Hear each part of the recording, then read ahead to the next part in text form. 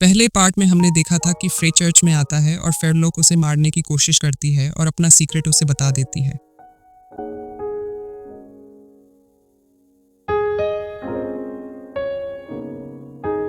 फिर चर्च की चुप्पी को एक नरम हिचकिचाती हुई आवाज तोड़ती है, मास्टर, क्या ये ठीक है? क्या ये सच में काम करेगा? जब कैमरा उस पर घूमता है।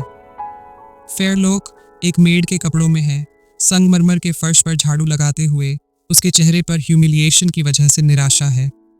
फ्रे एक कुर्सी पर हाथ क्रॉस करके बैठा हुआ है और उसके चेहरे पर शैतानी मुस्कान है। नहीं, इसे फिर से साफ करो, फ्रे ने कहा। फेरलॉक झाड़ू को मजबूती से पकड़े हुए कहती है, लेकिन ये तो 5वीं बार है। उसकी आवाज टूट जाती है। फ्री बिना परवाह के हाथ में छोटे रिकॉर्डर को उठाता है और कहता है, फिर भी अगर मैं तुम्हारी कमजोरी को अपने पास रखता हूँ तो लेडी क्लाना को फांसी दी जाएगी। फेरलॉक की विरोधाभासी भावना तुरंत गायब हो जाती है और पैनिक में वो जल्दी जल्दी झाड़ू लगाने लगती है और धीरे से बड़बड़ाती है, अरे मुझे तुम्हारी कमजोरी पकड़नी थी, उल्टा फंसना नहीं था। उसकी फटाफट झाड़ू लगाने के चक्कर में वो फिसलकर ठंडी जमीन पर गिर जाती है। उसकी आंखों से आंसू बहने लगते हैं जैसे वो जमीन पर अपने हाथ मारती है। मैं और नहीं सहन कर सकती। फिर फ्रे कहता है, अच्छा, क्या तुम कुछ और करना चाहती हो? उसकी आवाज में मजाकिया मिठास आ जाती है और वो खतरनाक मुस्कान के साथ आगे कहता है, रात की सेवा कैसी रहेगी? फेरलॉक बर्फ की तरह ठंडी पड़ जाती है। उसका चेहरा उतर जाता है। अफवाहें फैलाना बेहतर है बजाय इसके कि ऐसा कुछ किया जाए, वह सपाट आवाज में कहती है। अपने शब्दों को समझने से पहले ही एक तेज थप्पड़ की आवाज चर्च में गूंजता है और उसका सिर अविश्वास में एक ओर झुक जाता है। फ्रे की मुस्कान गायब हो गई और एक ठंडी नजर से उसे घूरता है। तुम्ही ने इसकी सलाह दी थी, वह ठंडे स्वर में कहता है, तो मैं बस अफवाहें फैला दूं। फेरलॉक की सांसें अटक जाती हैं जैसे उसका पहले का आत्मविश्वास टूट जाता है। फ्रे और करीब आता है, उसकी आवाज और भी कठोर हो जाती है, यदि तुम नरक नहीं देखना चाहती तो चुप रहो और मेरी बातें मानो, समझी? फिर नोटिफिकेशन आता है कि उसने 500 अंक हासिल किए हैं क्योंकि वह एक स्कमबैग मास्टर है। फेरलॉक की आवाज में फ्रस्ट्रेट दिखती है। वो कहती है, फ्रे, तुम्हारे साथ क्या हुआ? तुम कभी दयालु थे। वह तिरछी नजर से जवाब देता है, अच्छा अभिनय कर रही हो, मुझे गिल्ट ट्रिप करने की कोशिश कर रही हो, हाँ? फेरलॉक उसे घूरती है, बिना डरे, जब मैं घायल थी तुम ही थे जिसने मुझे वह पोषण दिया था, है ना? उसके शब्द सुनकर फ्रे अचानक अपना सिर पकड़ लेता है जैसे उसके दिमाग में यादों के टुकड़े दौड़ रहे हों। वह अपने छोटे वर्जन को देखता है जो फेरलॉक एक सॉफ्ट स्माइल के साथ पोषण दे रहा है। यह याद आते ही उसे दिल में दर्द होता है, लेकिन वो जल्दी ही इसे झटक देता है, अपने रोल में वापस लौटने की कोशिश करता है। ये क्या था? फ्रे बुदबुदाता है, उलझन में और थोड़ी कमजोर। फेरलॉक एक कदम और करीब आती है, उसकी आवाज कांप रही है, अभी तुम बस वो बातें कर रहे हो जो नहीं करनी चाहिए, तुम कितने घटिया हो। वो झाड़ू को और कसकर पकड़ लेती है और साई करती है, ठीक है, जैसा तुमने कहा, मैं बस सफाई कर दूंगी। तभी सिस्टम अचानक एक नोटिफिकेशन भेजता है, लक्ष्य की मानसिक स्थिति अपडेट, गुस्सा, नफरत, असुविधा, निराशा, उदासी। फ्रे उसकी बॉडी लैंग्वेज को देखता है जो निराशा को दर्शाती है। उसके दिल में मेरे लिए जो थोड़ा सा प्यार बचा था। वो कड़वाहट से सोचता है कि अब तो वो भी खत्म हो गया। कुछ महीनों बाद जो घटनाएं होंगी वो इसे सार्थक बनाएंगी। ये सब करके मैं उन्हें आने वाले खतरे से बचा सकता हूँ। मैं सजा भोग लूंगा, बस मेरे लिए जो लोग मायने रखते हैं वो सुरक्षित रहें। बाद में लोग मेरे बारे में क्या सोचते हैं वो मायने नहीं रखता। डॉर्मेट्री में फ्रे लंगड़ाते हुए अपने कमरे में प्रवेश करता है। क्या? तब कान्या उससे कहती हैं, तुम लेट हो गए, और उसकी कोट उतारते हुए पूछती है, यंग मास्टर, क्या तुमने शराब पी है? फ्रे हंसते हुए कहता है, हाँ, आज रात मैं खुद को रोक नहीं पाया। फिर कान्या चिंतित होकर कहती है, हाल ही में मुझे बुरे सपने आ रहे हैं और अब तुम शराब पी रहे हो। फ्रे जवाब देता है, मैं अब इसकी आदत डाल चुका हूँ, मैं अपनी पिछली जिंदगी में भी ऐसा ही था, चिंता मत करो। वो अपने हाथ फैलाते हुए कहता है, मैं तुम्हें अपनी जीवन शक्ति का कुछ हिस्सा देता हूँ, अब जाओ और लेट जाओ। वो एक कुर्सी पर बैठती है और अपनी शर्ट के बटन खोलना शुरू करती है। फ्रे जल्दी से मुड़ता है, शर्माते हुए कहता है, अरे ठीक है, मैं ये बताना भूल गया कि मुझे इसे पेट के माध्यम से तुम तक पहुंचाने की आवश्यकता नहीं है। कान्या शर्माकर जवाब देती है कि अब इसे बदलने का कोई कारण नहीं है ना? लेकिन वो अपने चेहरे को खुजलाते हुए चिढ़ाते हुए कहता है, हाँ, लेकिन समस्या ये है कि मुझे नहीं पता कहाँ देखूं। कान्या थोड़ी देर रुकती है, फिर उसे समझ आता है। वो हड़बड़ाते हुए उसका चेहरा गहरा लाल हो जाता है और कहती है, रुको, अब जब मैं सोचती हूँ तो ये एक अच्छा मौका लगता है। शायद हमें चीज़ें बदलने की कोशिश करनी चाहिए। वो अपनी शर्ट उतारती है और बिस्तर पर पीठ के ऊपर एक कपड़ा डालकर लेट जाती है। फ्रे कपड़े पर अपना हाथ रखकर जीवन शक्ति ट्रांसफर करने की प्रक्रिया शुरू करता है। कानिया का चेहरा थोड़ा लाल हो जाता है जब उसका हाथ उसकी पीठ को छूता है और फ्रे उससे पूछता है, अरे, क्या तुम मेरी अवचेतन में दाखिल हुए थे? कानिया जवाब देती है, हाँ, जब यंग मास्टर बेहोश हो गए थे। वो नर्वसली कहता है, समझ गया, तो तुम मेरी मदद करने की कोशिश कर रही थी, इसलिए तुम इतनी दूर गईं। फिर वो जोड़ता है, पर इतनी दूर जाने की ज़रूरत नहीं थी। मैंने अपने पिछले जन्म में तो बहुत बुरे काम किए हैं। वो खुद को दोषी महसूस करती है और अंदर ही अंदर सोचती है, भले ही तुम ऐसा कहो, पर तुम शायद अपने पिछले जन्म में भी ऐसे ही रहे होगे, सभी की मदद करने वाले। लेकिन फिर भी ये वो चीज़ है जो मुझे सुनना पसंद नहीं है, लेकिन तुम्हारे बिना मैं इस दुनिया में नहीं होती, है ना? तुमने अपनी ज़िंदगी खतरे में डाल दी मेरी जान बचाने के लिए। फिर हम देखते हैं कि कानिया मोमबत्तियाँ जला रही है जबकि फ्रे बिस्तर पर सो रहा है। वो बुरा सपना देख रहा है और चिल्ला रहा है, रुको, तुम कहाँ जा रही हो? वो फ्रे को बिस्तर पर बेचैनी से हिलते हुए देखती है और फ्रे चिल्लाता है, नहीं, तुम मुझे माफ़ नहीं कर सकते, तुम्हें मुझे छुरा घोंपना चाहिए, चलो करो। फिर कानिया सोते हुए फ्रे के करीब आती है और कहती है, भले ही तुम नहीं कर पाए, लेकिन तुमने फिर भी मेरी जान बचाई। कम से कम अगर मैं तुम्हारे बुरे सपनों को थोड़ी राहत दे सकूं। वो फिर अपने खिलौने को देखती है और उसके दिमाग में एक आइडिया आता है। वो खिलौने को उठाकर कहती है, सही है, मैंने इसमें जादू डाल दिया है। फिर वो अपनी आंखें बंद करती है और अपनी ब्लैक जादू को बुलाती है, बोलते हुए, अगर ये सिर्फ इतना ही है, जब तक वह इंसानी रूप में नहीं है, मैं उसके बुरे सपने में प्रवेश कर सकूंगी। अब हम फ्री को एक अंधेरे इलाके में फंसा हुआ देखते हैं, जो सोच रहा है कि ये जगह क्या है और वो यहाँ कैसे पहुंचा। फिर उसे एक बिल्ली दिखाई देती है जो म्याऊं कर रही है और वो फेमिलियर साइट देखकर चौंक जाता है। वो बैठ जाता है और उसकी बॉडी को सहलाते हुए कहता है, मुझे ऐसा लग रहा है जैसे मैंने तुम्हें पहले भी कहीं देखा है। पहले चलो साथ चलते हैं, तुम्हारे मालिक को ढूंढता हूँ। तभी उसे एक धुंध नजर आती है। ये कोहरा क्या है? इस कोहरे में उसे 2 बच्चे नजर आते हैं। फ्रे सोचता है, अब यहाँ लोग हैं, माहौल पहले से थोड़ा अलग है। फिर वो एक लड़के को देखता है जो एक घायल लड़की को जादुई दवाई की बोतल देते हुए कह रहा है, मैं तुम्हें ये दवाई दूंगा, क्या तुम चोटिल हो गई हो? फ्रे उस दृश्य को देखता है और कहता है, क्या वो फेयरलॉक है और जब मैं छोटा था, क्या ये एक सपना है? हम फेयरलॉक को युवा लड़के से पूछते हुए देखते हैं, लड़के, तुम कौन हो और ये मुझे क्यों दे रहे हो? तुम ऐसा कुछ मुझे क्यों दोगे? वो छोटे लड़के ने खुद को फ्रे रायन बताया और कहा, जब मैं किसी को मुश्किल में देखता हूं तो मुझे मदद करनी चाहिए, है ना? फिर वो चिल्लाई, झूठा, तुम सिर्फ मुझे इस्तेमाल करने वाले हो। फ्रे उन दोनों को देखकर सोचता है, वो मुझे झूठा कह रही है। पहली बार जब हम मिले थे, वो ये जगह नहीं थी, बल्कि चर्च होना चाहिए था। ये अजीब है ना? छोटे लड़के ने फेयरलॉक से कहा, मुझे लगता है कि कुछ नहीं किया जा सकता, चाहे तुम मुझ पर शक करो या नहीं। फिर उसने पोशन को जमीन पर रख दिया और कहता है, ठीक है, मैं इसे यहीं छोड़ रहा हूँ, तुम जो चाहो करो, फेंक दो या पी लो, तुम्हारी मर्जी है। फिर फेयरलॉक उससे पूछती है कि वह कहाँ जा रहा है और वह लड़का दूर चर्च की ओर इशारा करता है। फिर वह उससे कहता है, जाओ, इसे देखो, तुम विश्वास करोगी, भले ही मुझ पर भरोसा न किया जाए, वहाँ के लोग भरोसेमंद हैं। लड़का भाग जाता है जबकि फेयरलॉक उसे रुकने के लिए चिल्लाती है। फेयरलॉक जमीन पर पोशन देखती है और अपने आप से कहती है, मैं इसे साफ नहीं देख पाई, लेकिन वह क्या सोच रहा है? अचानक दयालु बनने का नाटक कर रहा है। जैसे ही धुंध छटती है, फेयरलॉक पत्थर में बदल जाती है। ये सब होते हुए देखकर फ्रे कहता है कि ये बस एक सपना नहीं लग रहा। फेयरलॉक ऐसी इंसान है जो बेकार की बातें करती है, लेकिन वो झूठ नहीं बोलती। ये सब बहुत स्पष्ट और सच्चाई जैसा लग रहा है कि ये बस एक सपना नहीं हो सकता। जो मैंने पहले देखा वो शायद असलियत में हुआ होगा, लेकिन मुझे कुछ याद नहीं आ रहा। वो थोड़ा चौंक जाता है और कहता है कि शायद कोई मेरी यादों के साथ खेल रहा है, जिसका मतलब है कि मेरी कुछ असली यादें वापस आ गई हैं क्योंकि मैंने दिन में पहले उन शब्दों को सुना था। अचानक धुंध उसके चारों ओर इकट्ठा होने लगते हैं और बिल्ली को समझ नहीं आता कि क्या चल रहा है। फिर फ्रे को एक आवाज़ सुनाई देती है जो उसे जगाने की कोशिश कर रही है। कहती है कि तुम सोते रहोगे कब तक? फिर वो आवाज़ चिल्लाती है, जागो यार।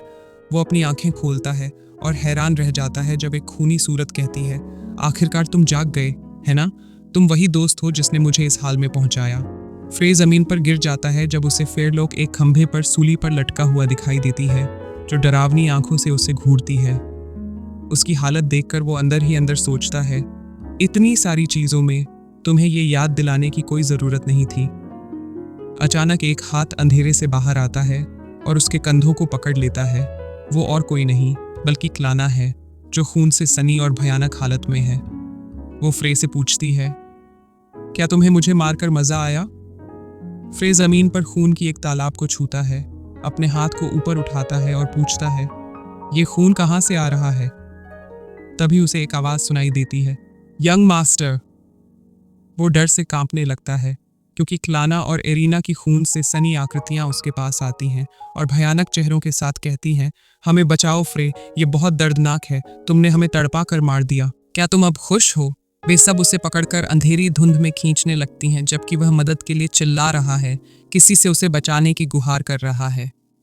कानिया, जो बिल्ली के रूप में है, अपना पूरा दम लगाकर उसकी अंगुली से खींचने की कोशिश करती है, लेकिन कुछ नहीं हो रहा, क्योंकि वो उस रूप में बहुत कमजोर है। वो अंदर ही अंदर कहती है, नहीं। उसकी अवचेतना बेताब हो रही है। इस रफ्तार से यंग मास्टर एक जिंदा लाश बन जाएगा। मैं यहाँ उसकी मदद करने आई हूँ, मुझे कुछ करना है, लेकिन बिल्ली के शरीर के साथ मैं ज्यादा कुछ नहीं कर सकती। फ्रे एक शून्य में गिरने लगा और अचानक खुद को पानी में डूबा हुआ पाता है। वह अपनी आंखें खोलता है और वो आसमान की तरफ देखते हुए तैर रहा है, और अचानक उसे कन्फ्यूजन होने लगता है और वो कहता है, ये कहाँ है? ये तो पहले से बिल्कुल अलग है। सब कुछ बहुत नरम है। अचानक उसे एक आवाज़ सुनाई देती है, मैं समय पर पहुंच गई। वो उस आवाज़ की पहचान से चौंक जाता है। तभी उसके सामने एक आकृति बनती है जो कहती है, मैं खुश हूं कि मैंने तुम्हारे अवचेतना में थोड़ा सा चेतना छोड़ दी थी, एहतियात के लिए। वो चिल्लाता है, माँ। उसकी माँ धीरे से उसके गाल को पकड़ती है और कहती है, इससे तुम कुछ समय के लिए बुरे सपनों से परेशान नहीं होगे। यह मेरा तुम्हें अंतिम विदाई का तोहफा है। फिर वो अपना फॉरहेड उसके फॉरहेड से मिलती है और कहती है, तुमने जो रास्ता चुना है वो बहुत मुश्किल है। चीज़ें हमेशा तुम्हारी इच्छा के मुताबिक नहीं होंगी। ऐसे समय में याद रखना कि सच में क्या महत्वपूर्ण है। जैसे ही उसकी माँ का रूप गायब होने लगता है, फ्रे की आंखों से आंसू बहने लगते हैं और उसकी अंतिम बातें गूंजती हैं, याद रखना कि तुम सच में क्या बचाना चाहते हो। बाद में कानिया अचानक जागती है और फ्रे को पुकारती है। कानिया पूछती है, क्या तुम ठीक हो? हम देखते हैं कि फ्रे पहले ही उस सपने से जाग चुका है और एक गिलास शराब के साथ कुछ पढ़ रहा है। फ्रे कहता है, आह, तो आखिरकार वह बिल्ली तुम ही थी। शुक्रिया, इसने मुझे थोड़ा अच्छा महसूस हुआ।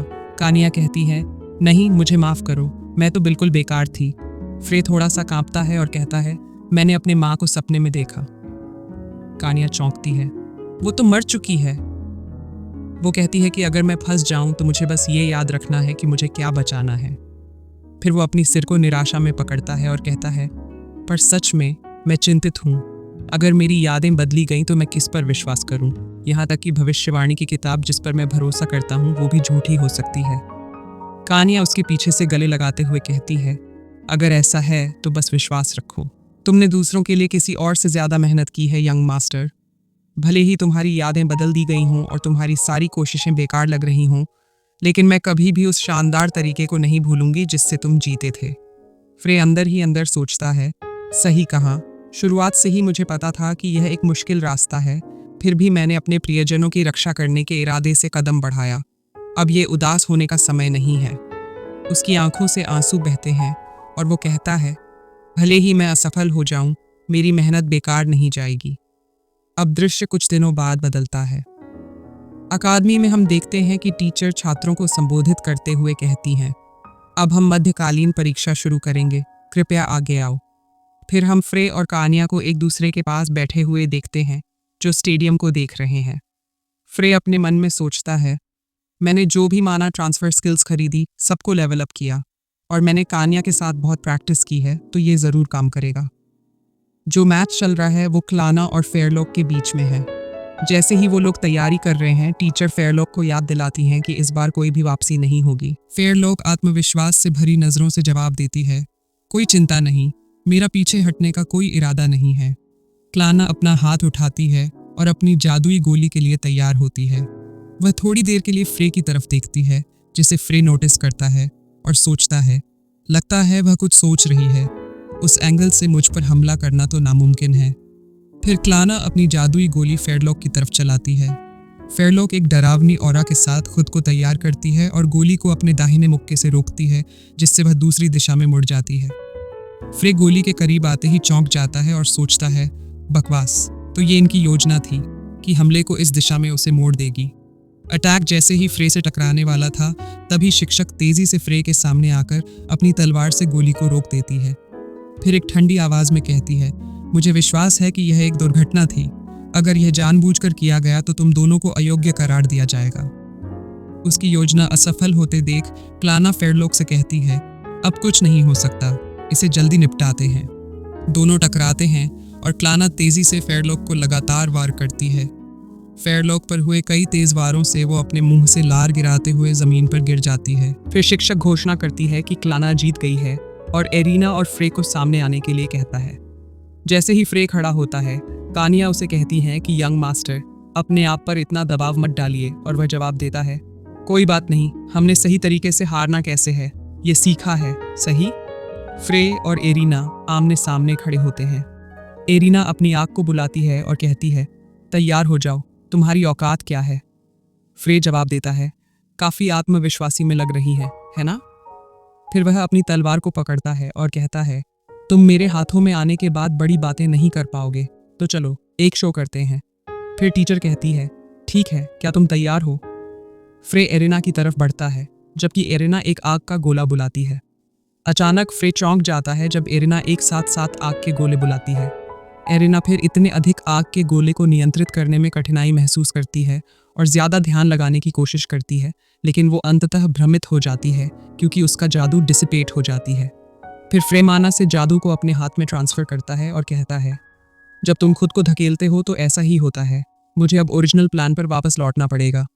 फिर वो उसकी तरफ दौड़ता है, उसे गर्दन से पकड़ता है और ज़मीन पर पटक देता है। उसने अंदर ही अंदर कहा कि एक बार काफ़ी होगा और एरिना से कहा, तू तो कीड़े की तरह ज़मीन पर रेंगने के लिए बनी है। उसने एरिना का गला और दबाया, जबकि अंदर ही सोच रहा था, मैं अपना माना तुझसे शेयर करूंगा। एरिना चिल्लाई, डैमाइट, और उसकी एक फायरबॉल फ्रे को चौंकाने की कोशिश करती है। फ्रे ने मन में सोचा, बढ़िया काम किया, अब बस मुझे इसे चैट की तरह सहन करना है।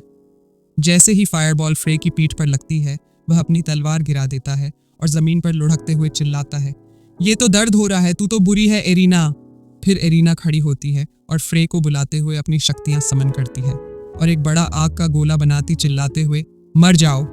फ्रे थोड़ा नर्वस हो जाता है और अंदर से सोचता है कि एक ही बार काफ़ी है, लेकिन फिर एरिना अपने दांत किटकिटाते हुए सुपर साइन मोड में आ जाती है, अपनी पूरी ताकत इकट्ठा करती है। लेकिन अचानक उसकी आग गायब हो जाती है और वो संतुलन खोकर ज़मीन पर बेहोश गिर जाती है। टीचर ये देखकर कहती है, अगर तुम 10 सेकंड के अंदर नहीं उठी तो फ्रे जीत जाएगा, और काउंटडाउन शुरू कर देती है। फ्रे अंदर से घबराता है, सोचते हुए, अरे यार, बस एक छोटा सा वार ही काफ़ी होता, तुमने अपनी सारी माना क्यों लगाया। फिर वो सोचता, भले ही उसका माना रिकवर हो जाए, पर वो तुरंत नहीं उठ पाएगी। तभी उसे एक आइडिया आया, रुको, ये सही है, शायद मैं बेकार की बातों से समय बिता सकता हूँ। फिर उसने अपनी ओर देखा और कुछ अजीब पाया, उनके नीचे एक हरा जादुई घेरा बन रहा है। फ्रे नर्वस हो जाता है और कहता है, ये जादू, ये टेलीपोर्टेशन मैजिक है। धत्त तेरी, अब क्या हो रहा है। जैसे जैसे ये जगह जादू से भरने लगती है, दर्शक कंफ्यूजन में देखते हैं और टीचर जल्दी से चिल्लाती है, सब लोग पीछे हटो, मैं जादू का पता नहीं लगा सकी जब तक कि यह सक्रिय नहीं हुआ। और भी जाल हो सकते हैं, इसलिए अपनी जगह से मत हिलना। इस बीच एरिना की दोस्त एक स्क्रॉल को पकड़ी हुई है और बड़बड़ाता है, ये मत बताओ कि यह हीलिंग स्क्रॉल नहीं था। दृश्य एक डरावने जंगल में बदलता है, जहां एक चूहा कुछ चबाते हुए नजर आता है। अचानक वह सतर्क हो जाता है जब एक जादुई गोला बनता है और एरिना और फ्रे जंगल के बीच में गिर पड़ते हैं। फ्रे दांत पीसता है और कहता है, मुझे लगा मेरा प्लान काम करेगा। फिर वह एरिना की तरफ देखता है। उसका बेहोश शरीर उसके सामने पड़ा है और वो कहता है कि एरिना बेताब हो गई, इसलिए मेरी योजना फेल हो गई और ऊपर से एक हादसा भी हो गया। सच में एक मुसीबत के बाद दूसरी मुसीबत आ रही है। वो एरिना को पकड़ता है और उसका शरीर चेक करता है, कहता है कि खुशकिस्मती से कोई चोट नहीं है, वो बस बेहोश हो गई है। फिर वो कहता है, इससे ज़्यादा महत्वपूर्ण ये है कि क्या ये ग्रे फॉरेस्ट है जो इस महाद्वीप के ज़्यादातर मॉन्स्टर्स का घर है। वो एक सांस भरता है और कहता है कि क्या हम एक ऐसे हीरो के साथ जो जादू नहीं कर सकता और एक गंभीर रूप से जख्मी के साथ यहाँ सच में जीवित रह सकते हैं। खैर, मैं अंदाज़ा लगा सकता हूँ कि ये किसकी गलती है। वो पहले के बारे में याद करता है। शायद वो एरियन है, मैंने उसे एक स्क्रॉल के साथ देखा, लेकिन यकीन करना मुश्किल है कि वो टेलीपोर्टेशन स्क्रॉल के साथ मदद करने आई थी। शायद ये कोई गड़बड़ थी या कुछ और। वो एक और सांस छोड़ते हुए कहता है, खैर, मैं बाद में हालात के बारे में पूछूंगा। पहले मुझे ये समझना है कि यहाँ से कैसे निकलें। मुझे इसे इस मॉन्स्टर्स के अड्डे से कैसे बाहर निकालना चाहिए। फिर वो सिस्टम इन्वेंट्री को बुलाता है और उसके सामने एक मास्क आता है। वो इसे पहनता है और कहता है, ये तो काफ़ी काम का है। सिस्टम के बदलावों के कारण कोई भी मुझे पहचान नहीं पाएगा, भले ही वो मेरे पास ही क्यों ना हो। कुछ देर बाद हम सुनते हैं कि फ्रे एरिना को जगाने के लिए बुला रहा है। जब वह आंखें खोलती है तो उसे एक कैप पहने हुए मास्क वाला आदमी दिखता है जो उसके चेहरे पर से मिट्टी साफ कर रहा है और वो कह रहा है, हमें जल्दी निकलना है, यह जगह खतरनाक है, चलो जितनी जल्दी हो यहाँ से भागते हैं। एरिना घबराते हुए इधर उधर देखती है और पूछती है, यह जगह क्या है? वह जवाब देता है, तुम्हें फ्रे ने टेलीपोर्टेशन स्क्रॉल से अगवा किया था। फिर वह उसके हाथों को खोल देता है और कहता है, अब ठीक है, चलो जल्दी करो। वह कंफ्यूज लग रही है क्योंकि उसके हाथ कांपने लगते हैं। वह कहती है, रुको, मुझे नहीं पता क्या हो रहा है। पहली बात, तुम कौन हो? वो जवाब देता है, लगता है मुझे थोड़ी सी पहचान बतानी होगी। वो आगे बताता है, मैं कभी स्टारलाइट परिवार का एक इंटेलिजेंस ऑफिसर था, लेकिन मुझे बीमारी लग गई और इस जंगल में छोड़ दिया गया। जब मैंने फ्रे से रिटायरमेंट की बात की तो मुझे यहाँ लाया गया ताकि मुझे चुप कराया जा सके। उन्होंने कहा कि अगर मैं यहाँ से निकला तो मेरा बुरा हाल होगा। एरिना हल्की सी हंसी के साथ कहती है, क्या ये तुम्हें जानने और मरने के लिए नहीं कहने के बराबर नहीं है? आदमी आगे बताता है, इसलिए उसने मुझे भूत समझ लिया और पहले ही भाग गया। उससे लगा मैं कब का मर चुका हूँ। फिर वो इशारा करके एक दूर जगह दिखाकर कहता है कि वहाँ एक सुरक्षित जगह है, चलो जल्दी करो वरना फ्रे मदद लेकर वापस आ जाएगा। वो थोड़ी हिचकिचाती है और सोचने लगती है कि कहानी तो समझ में आ रही है लेकिन कुछ ठीक नहीं लग रहा। ये अजीब है कि वो मुझे जल्दी करने के लिए कह रहा है।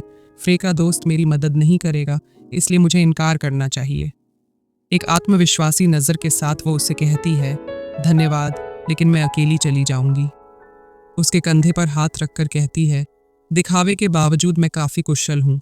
फ्रे जवाब देता है, ये बेवकूफ़ी है। एरिना अपना हाथ आगे बढ़ाते हुए थोड़ी सी आग बुलाती है और भीतर ही सोचती है, मेरे पास लगभग 10% माना बचा है, लेकिन ये पर्याप्त होना चाहिए जब तक कि कोई एमाइड लेवल या उससे ऊपर का मॉन्स्टर ना आ जाए। तभी डार्कनेस में घिरा एक भालू उसकी तरफ कूदता है, अपने पंजों के साथ उसे चीरने के लिए तैयार। एरिना चिल्लाती है, इतना बड़ा भालू यहाँ क्यों है? ये तो एक ऊपरी स्तर का मॉन्स्टर है जो सिर्फ सीमाओं पर होना चाहिए।